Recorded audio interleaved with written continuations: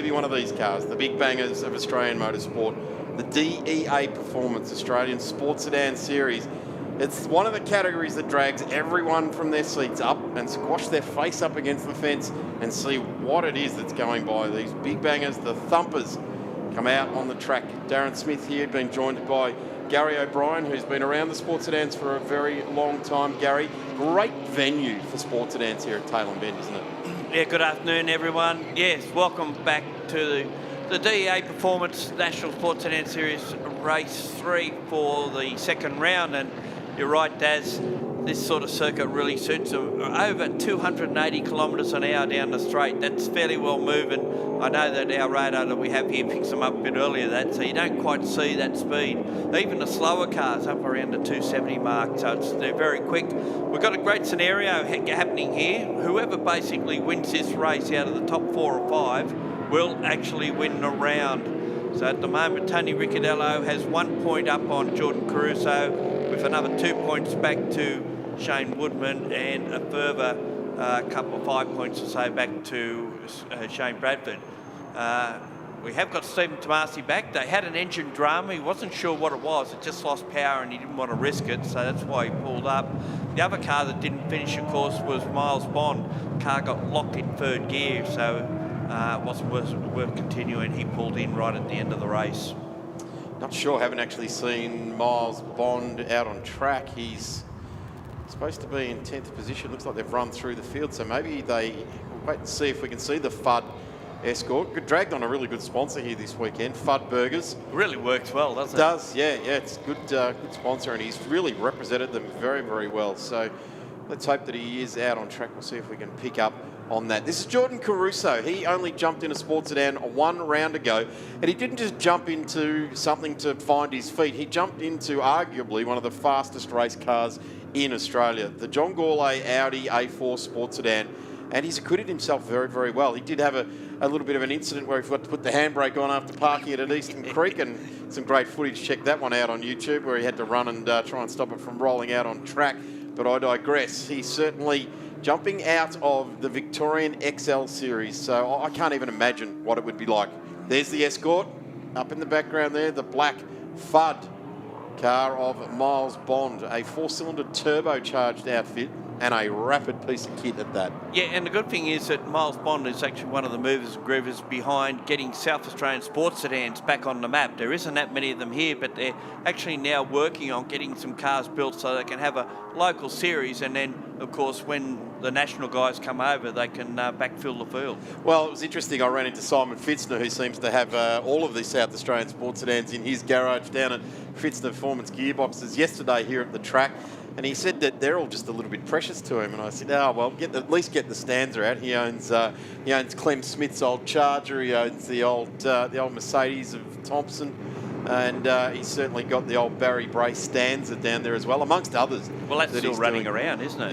Yeah. He runs the Stanza at some Group Q or Group U sports sedan events, which is the historic sports sedan stuff. Not far off a start. 9 laps will be the journey. It will be a rolling start, so we will get to see them get around at a speed where you can actually recognise what's written on the side of them. That's right, yes, you can. And this is something that we've seen many, many times before across the front row of the DEA Performance National Sports Sedans. Gary, Tony Ricciardello in his Alpha, and the John Gourlay-owned Audi, whether it be Darren Holsack, who did it so well for so many years, Jack Perkins, who lap records all over the place, and now Jordan Caruso. This is actually a battle for the ages. These two cars, regardless of the drivers, although it has always been Tony at the wheel of this one over the ages, these two cars have gone wheel to wheel for more times than you and I can possibly remember, and we were there for most of them. Well, I think we were. That's definitely the case. And keep an eye on the row behind them too, because they had an excellent dice earlier today in the morning's race 2. And both these cars were the outright race winners as well. The Landau Science car of Shane Woodman is an absolute masterpiece, a work of art. The first Australian sports sedan to have paddle shift, gear shift in it, and it's a bit of a test here this weekend. It's been a fairly expensive program, but I guess everything that you do in a sports sedan becomes expensive because it's such a bespoke category. So we look back at the now silvery blue car of Michael Robinson out of Bell Real Estate in the Dandenong Ranges in Melbourne. and that car has had a fair bit of work done on it over the last 2 years as well, let alone the colour change. Yeah, we've seen the Dodge-powered Saab go through in front of us there. Of course, that was a Mike Emery car originally. Mike Emery, of course, owns Auto Action, and quite a few of the AA boys here this weekend with Heath, Dan and Bruce all in attendance. So good to see them here. Yeah, it's good to see that Saab back too. It's got the Dodge power plant, as you mentioned, Gary, and arguably one of the higher horsepower engines in this field, and that's a good argument to have, but away from the track, because these days everyone used to tattoo it on their forehead. Now they sort of hide it in their back pocket, don't they? How much horsepower they've got? Somewhere between 700 and 800. You know, about 750, maybe 780. Yeah, sometimes when you look them straight in the eye, they just mumble it. Yeah. So you don't. What was that? What did you say? Yeah, the Hyundai i30 safety car just leading them around here, so it will be a rolling start. They'll start to bunch them up. Tony Ricciardello's done this many times. Good to see Rick Newman in there, the Victorian who won last year's Victorian Sports Sedan Championship. And of course, the Victorian Sports Sedan Association running the state round at Sandown next weekend. Get out to Sandown and see all of the racing. So Tony Ricciardello now just starting to slow things down, trying to bring Jordan Caruso alongside so they can get a good bunch up. And everybody working nicely. They do take a while to get up to temperature, these cars, but this is the car off the back here. In fact, Gary, it's going to be interesting to watch whether the FUD Escort or the Domain Prestige Calibra get off the back of this grid the fastest. I'm going to suggest it's going to be Stephen Tomasi, because he's had a lot more experience with this type of race start, but it's going to be interesting to see how well and if the issue is actually cleared. That's right. On that car. I was going to say, let's hope that the engine issues have been rectified. I know they were busy working on it over the lunch break to try and get it all okay for this one. And by the same token, we hope that Miles doesn't have a reoccurrence of being locked in third gear in that transaxle that's in the rear of it. Yep, absolutely. A couple of very rapid sports sedans down the back of this field. In fact, Car won last year's champion, and he has been very fast right across his career in this car. Stephen Tomasi never really wanted for much more horsepower, although every race driver always wants a bit more. Have a look at this. Car number 5, 10 times Australian sports sedan champion, Tony Ricciardello, in his Alpha, slows the field down. It's under his control. He dictates this speed now as the safety car peels off. Our i30 Hyundai safety car peels off. The last race for this round will go to Queensland Raceway in a few weeks' time. The 2nd, 3rd and 4th for the next round of the Shannon's Nationals and the next round of the DEA Performance National Sports Sedan Championship, as we're just about to get a race start. And there they go. Have a look at Woodman. He got a nice bit of a start there, and straight down the middle there. Great shot of the New Lines home car of Rick Newman. He looks to make up places under brakes here, but Michael Robinson down the inside in the Monaro gets his nose cut off there in the Bell Real Estate car by Bradford going through here, but it's Miles Bond going down the inside. But have a look at Tomasi. He's made up 4 or 5 spots already. Locked right back in beside Miles Bond. Side by side, the 2 black and white cars go. They both make great starts, and they're both in line. Well, now it's been broken because we've seen Tomasi go past Cole Smith's Monaro. In the meantime, here is our race leader and series leader in Tony Ricciardello, leading away. Jordan Caruso in 2nd. Shane Bradford 3rd this morning, is 3rd again. And then there's a bit of a gap back to Michael Robinson. As you said, got a blinder of a start and already picked off a couple. That little bit of smoke you're seeing coming out of Ricciardello's Alpha is actually the fuel mixer, because they're not using avgas anymore. So it's a timing issue of getting the right formula together to race with. He's running an ELF racing fuel in these days in that car. So like most of the field, they've all got to start to find their way with they used to all run avgas. They've got to find their way with something else, an alternative. Maybe even an ethanol mixture of some concern as well could find its way into sports sedan racing. But certainly Ricciardello running that ELF fuel at the moment. As Tomasi's gone through on his fellow Victorian. That puts him up to position 4 in the field. So the next one he'll be looking at will be Shane Bradford, Queenslander. Through the speed traps this morning, Gary, as you pointed out, was rapid. That Monaro was in a straight line on the very long straight hill here at Tailem Bend at the Bend Motorsport Park. Was rapid, so he's got some performance under the front of that car. Certainly right has. in the middle of that car. Yeah. And I asked Shane Woodman what he was getting, because we don't see the actual fastest times down the straight. and he said 271.1 or something he was getting. And he said, but I'm not up with these guys. Here's an interesting bit of stat. 226 for Tony Ricciardello and 214 for Jordan Caruso. Yeah. Such a gap at the fastest point of the straight. I'd be a little bit sceptical about that. I don't think there'll be a lot of difference between the two of them. Now, I would have thought Jordan Caruso was actually reeling him in a straight line. But anyway, 226, 236 for Michael Robinson. So he has got that thing set up for straight line running, hasn't he? Yeah, but maybe it's peaking out about that stage. That Who may knows? be. It'd have a lot to do with gearing as well. But in the meantime, the gap between our front runners, 0.77 of a second. Make that 8/10, you could almost say. We've got the BMW stranded, pointing the wrong way. Just at the back of that last shot, we missed that. Not too sure what's happened there, but it was stopped. Shane Woodman was stopped on the side of the road. We hadn't picked that up. He's dropped off the leaderboard. So the Landau Signs BMW has stopped on the side of the track. Couldn't quite pick up where that was. As we see our race leaders now charging down. Shane Bradford in third, but look who's right behind him. There is the Woodman BMW, Chev Powered, of course. So there's been a drama there. Hopefully it stops somewhere where it won't interfere with the running of this race, as we see Tomasi all over the back of the Chev Camaro Trans Am. Oh, and a lock up there too. Inside left wheel, luckily unweighted. Very quickly got on it. Be able to give a bit of Chris Pither brake modulation there. Very big tyre, you're going to feel it. He's going to feel it. That's what Chris Pither just said in the interview. He said he couldn't modulate the brake. Stephen Tomasi just gave a beautiful example of a brake modulating. Oh, okay.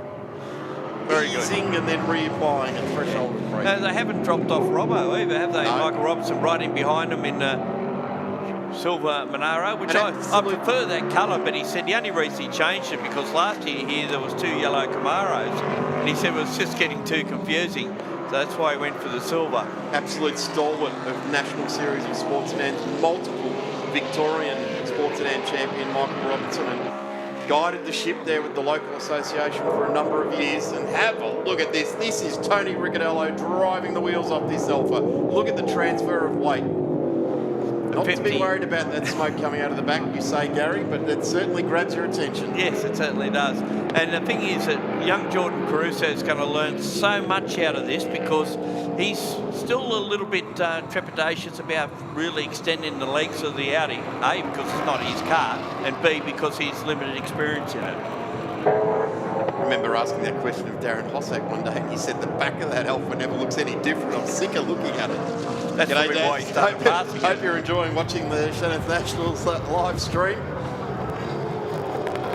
Seems that most times we see him in a race. Oh, see that Ricciardello sideways out of that corner.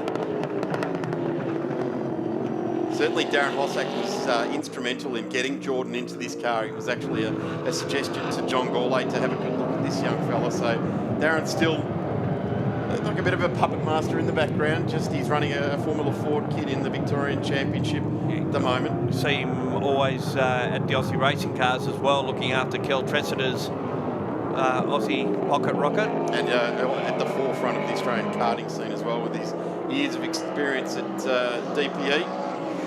A 1:48.63 from our race leader. That's a new lap record, a 1:48.94 from Caruso. So the kid's learning quickly. Following the master. Have a look at this car. It is teetering on the edge. Tony Ricciardello does not go out and do laps. He races hard up on the wheel every time he gets behind the wheel of this car and at the front of National Sports Sedans. In fact, he's opened out the gap. He is driving the wheels off this thing at the moment. This is an assertion of dominance, and remember, if he wins this race, he wins a round.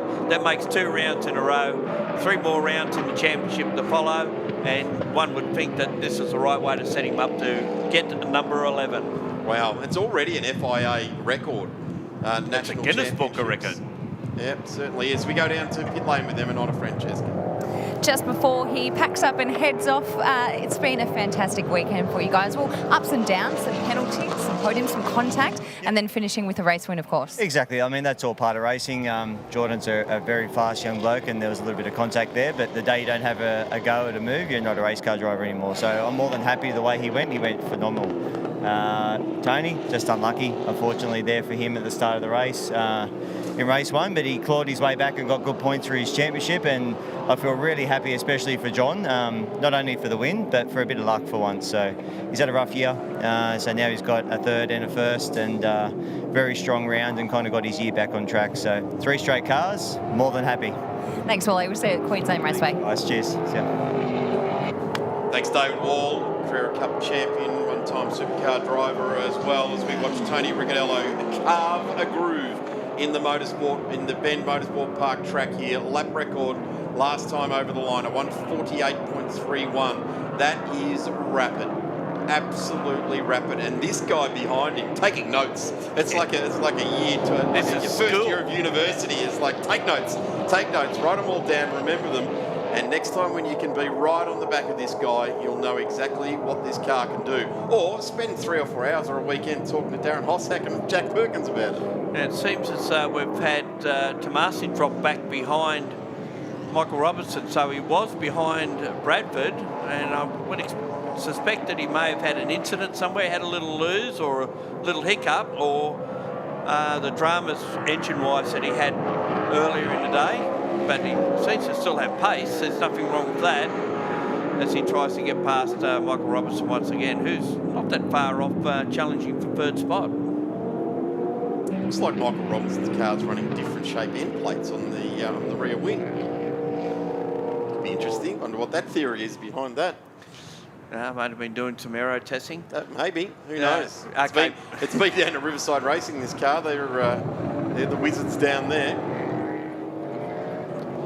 Also just behind him, of course, it's Miles Bond, then Cole Smith, Rick Newman, Anthony Copp, Simon Copping, and of course Woodman out of the race early. Our timing showing Caruso in front, but I'm not so sure.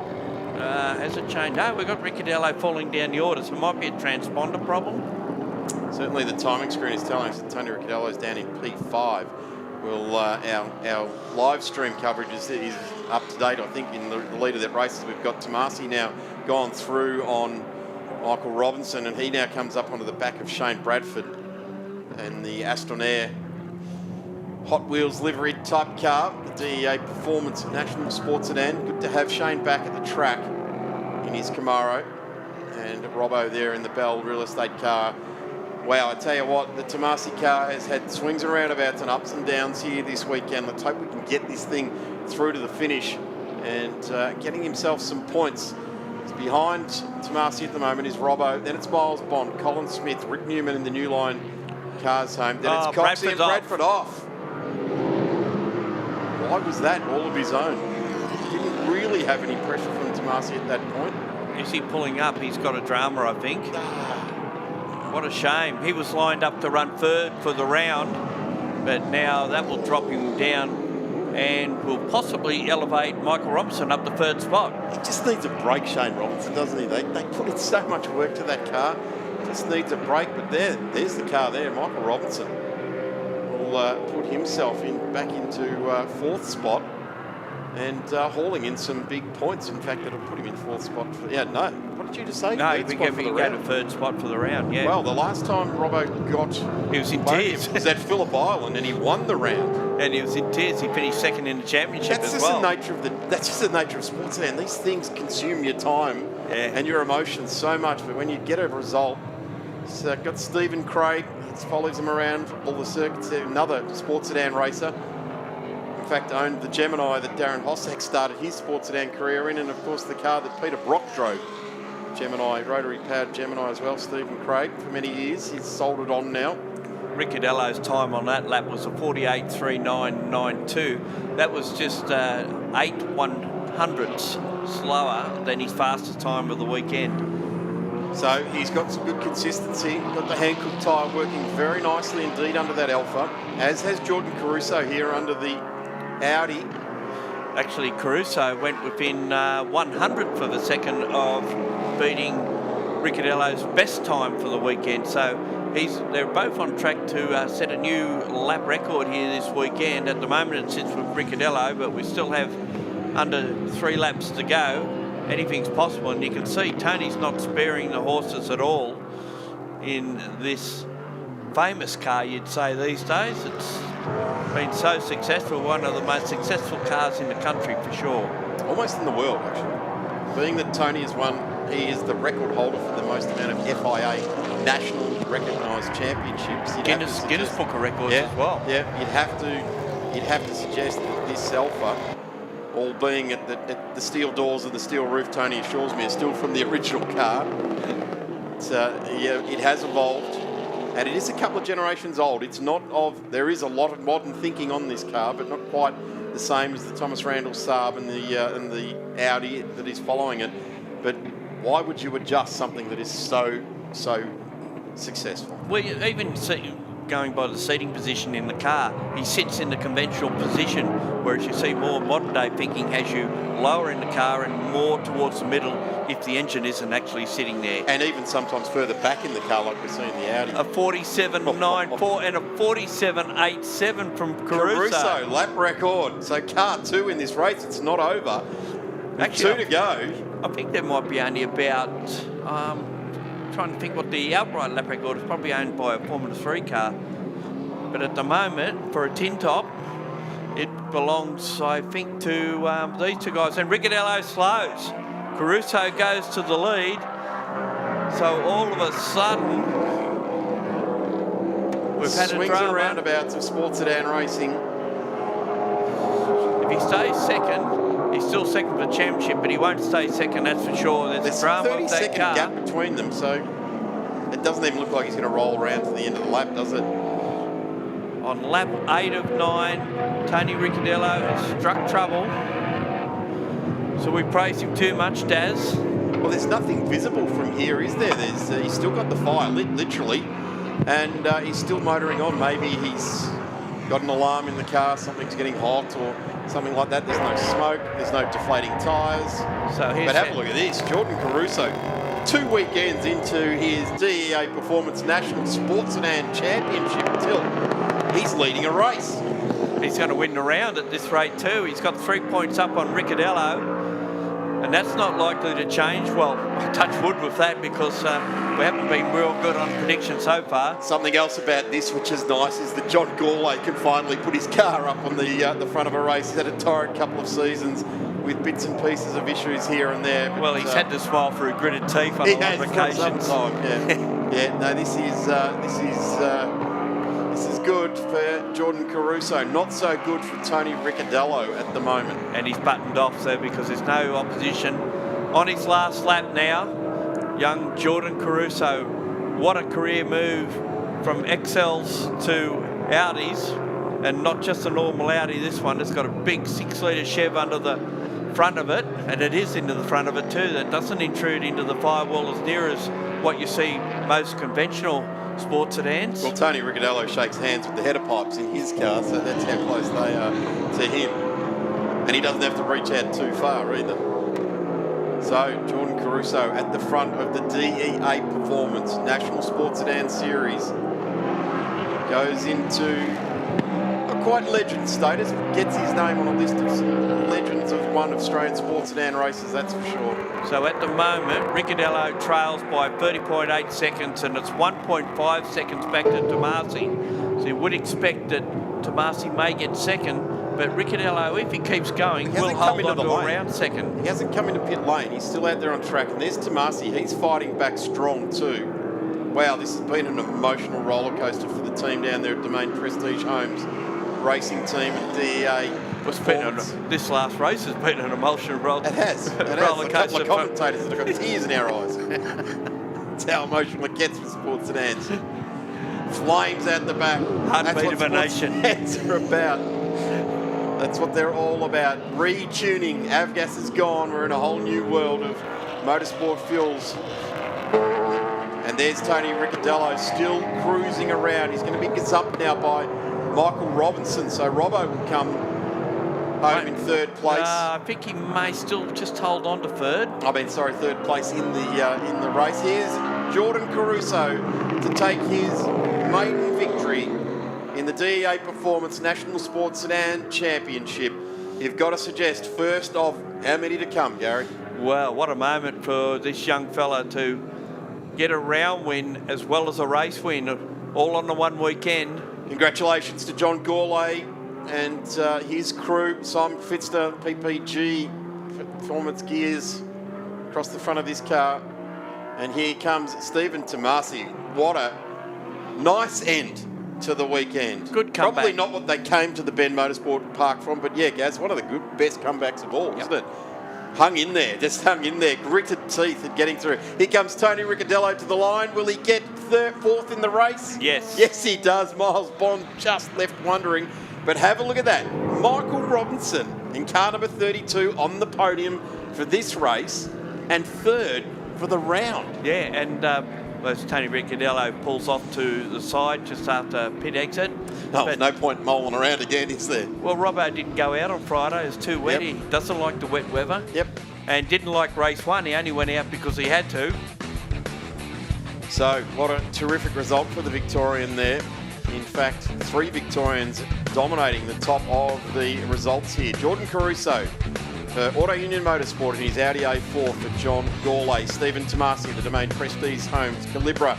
Michael Robinson for Bell Real Estate in his Monaro. Tony Ricciardello home for 4th place in the Alfa Romeo. Miles Bond for Fudd's Burgers and Tonsley Crash Repairs, getting home very nicely indeed in position number 5. As we go down to the lane with Greg Rust.